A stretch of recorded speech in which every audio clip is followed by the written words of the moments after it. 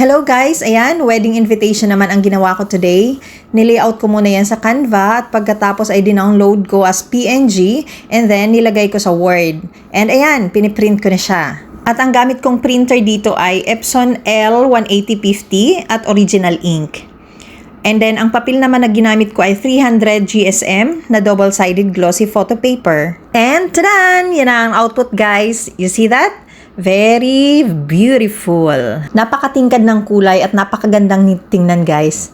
Ayan. Then, yung passport invitation na yan guys, ay ang surface niyan ay nilagyan ko ng phototop na leather. Kaya kung titingnan nyo, mukha talaga siyang leather. Sa personal, parang masasabi mo na leather siya, pero phototop lang yon.